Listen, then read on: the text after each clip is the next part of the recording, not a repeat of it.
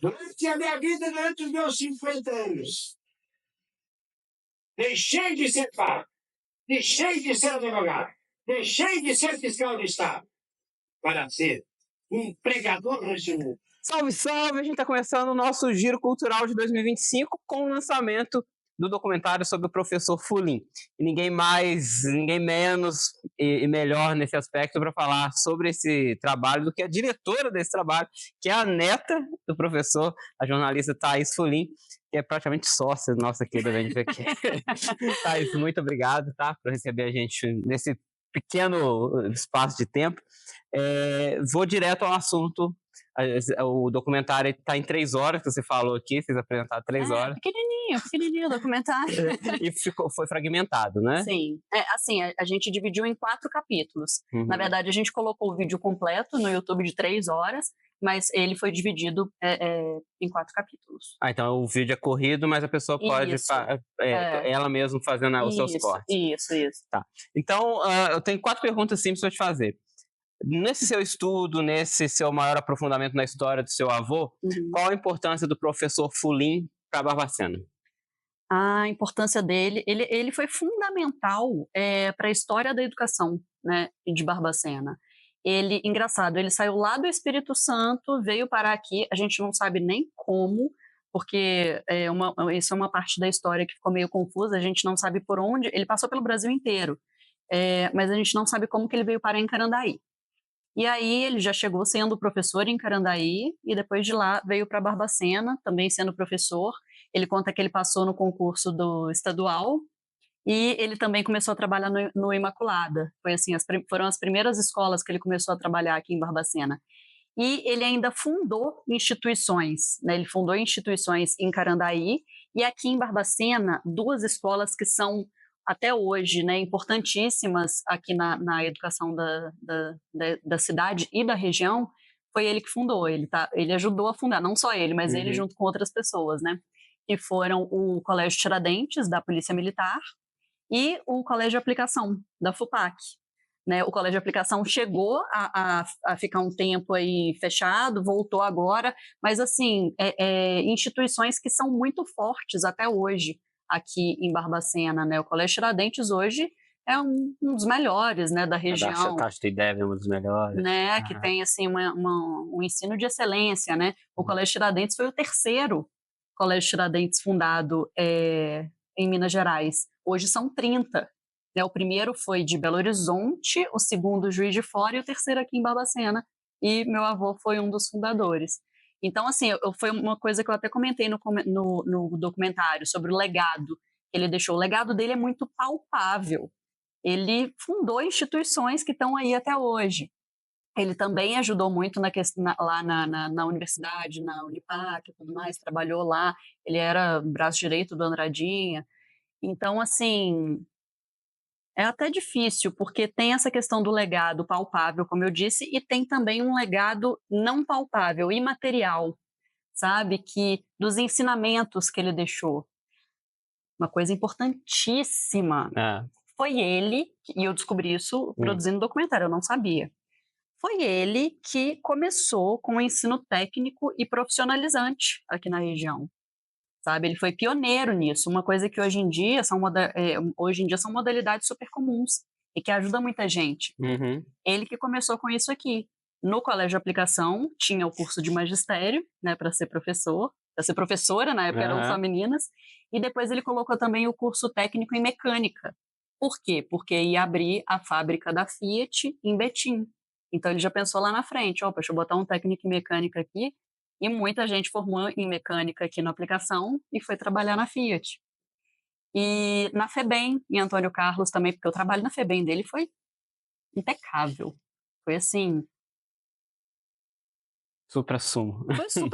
Foi tudo, assim. Ele pegou uma instituição que tinha uma fama péssima, né, de instituição que recebia menores infratores, né, menores em conflito com a lei, mas acabava que recebia também abandonados, igual a gente viu a história do João Bosco, que nasceu no Hospital Colônia, a história do Paulinho, que com 1 ano foi abandonado também, né, menores em situação de vulnerabilidade social. Então, tudo isso, se misturava na FEBEM. Menores em conflito com a lei, menores abandonados, em situação de vulnerabilidade social. Eram esses 480 internos, moravam lá mesmo, além dos estudantes externos, que eram o quê? Alunos que eram de Antônio Carlos, iam lá estudar e voltar para casa. Normal. Então, na FEBEM tinha os internos, tinha os regulares, e ele administrava tudo isso.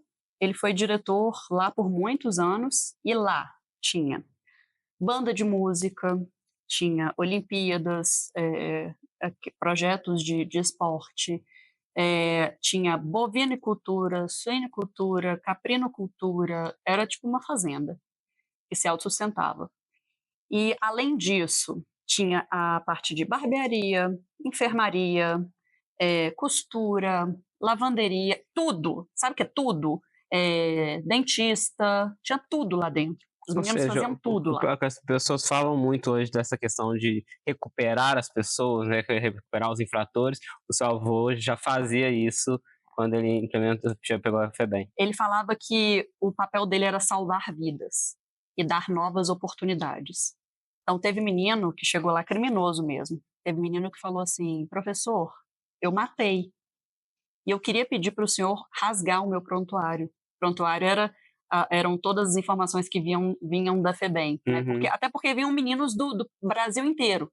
Os meninos eram remanejados, aí ia para uma FEBEM de outro lugar, aí era transferido, era uma confusão danada. Não eram só meninos daqui, da região, não, sabe? Então, teve um que chegou para o meu avô e falou: professor Fulinho, eu queria pedir para o senhor rasgar o meu prontuário. Por quê? Porque eu matei. Eu sou criminoso.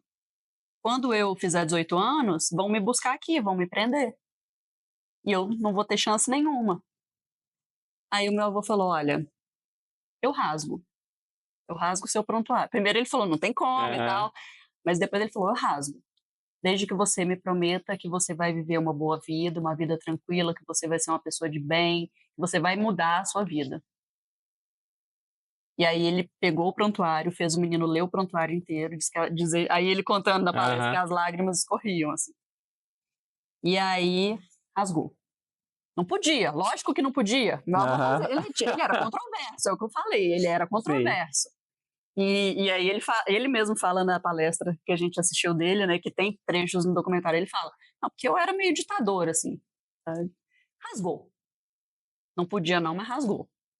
E aí o menino se deu bem, né, virou um profissional. Aí meu avô fala que, ele falou assim na época, em 2001, né, hoje ele é sargento da aeronáutica.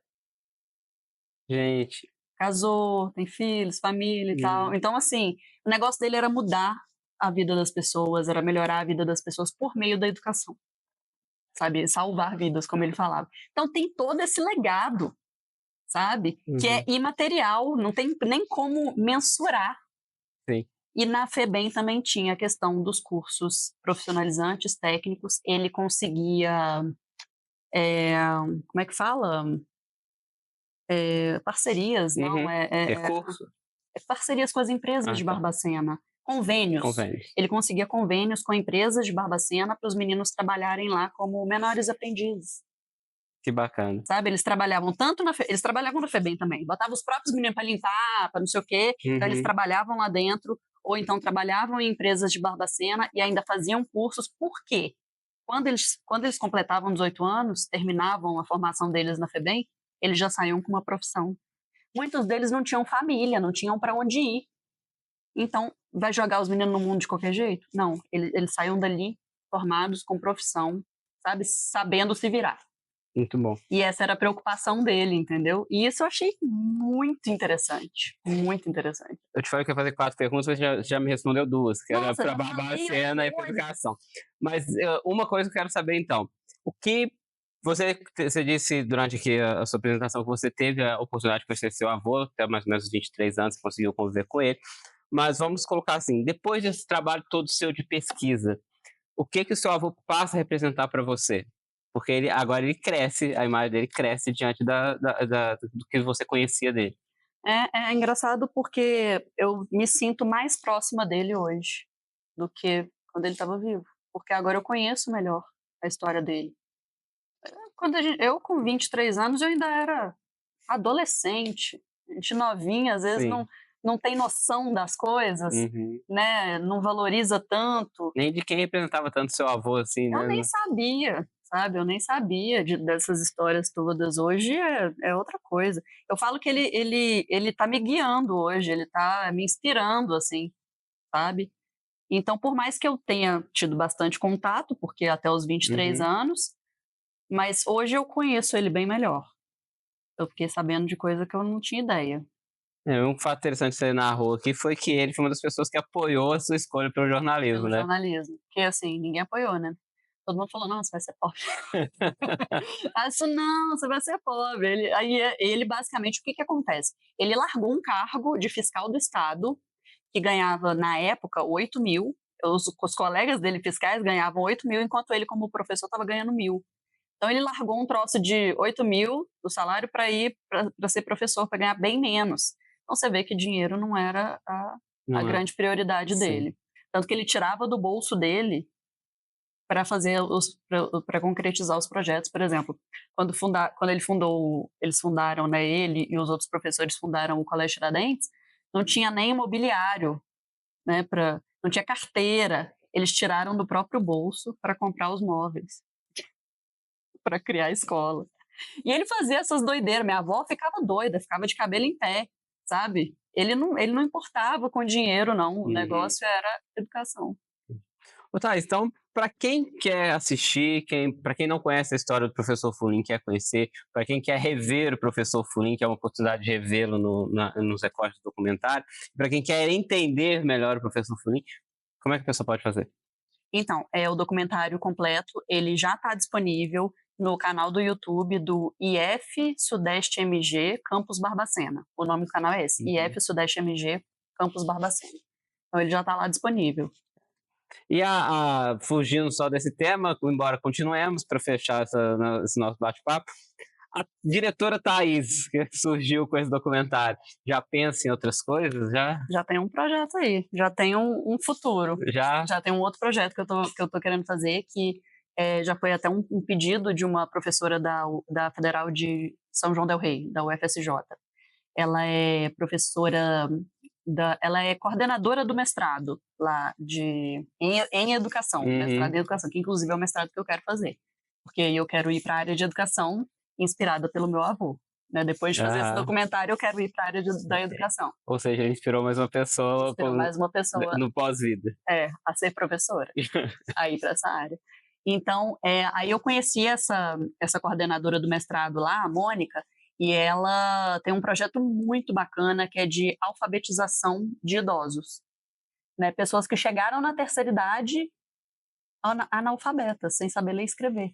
E aí eles têm esse projeto lá, né? É um projeto de extensão da universidade, e eu já gravei uma matéria para a TV sobre esse projeto, e aí eu conheci esse projeto, e aí ela mesma, né, me fez esse pedido, vamos fazer um documentário e tal, sobre isso, aí é o próximo projeto aí, é o próximo documentário que eu pretendo dirigir. Tá certo. Thaís, muito obrigado, parabéns pelo trabalho, eu mesmo quero assistir as 3 horas de Vale a pena, tá? Já dei vários spoilers aqui, mas tem muita história bacana, tem polêmica, é quase novela. Tem emoção. Na verdade, a gente não é um documentário, é uma minissérie. Porque, né? Eu sou noveleira, então, assim. Tá certo. Thaís, obrigado, parabéns, sucesso para você, tá bom? Obrigada. A gente encerra esse Gotícula Cultural, esse nosso giro cultural de hoje. Lembrando sempre de você acompanhar todos os nossos produtos na Vende BQ, nossos produtos visuais, que esse ano tem uma gama ainda maior. Até a próxima. Vende BQ, gente. Exatamente. Se inscreva, né? Como é que é? Clica no sininho para receber as notificações. Exatamente. E curte aqui, ó. Em breve, quem sabe, um documentário exclusivo de Thaís Fulim na Vende BQ. Ó, até mais.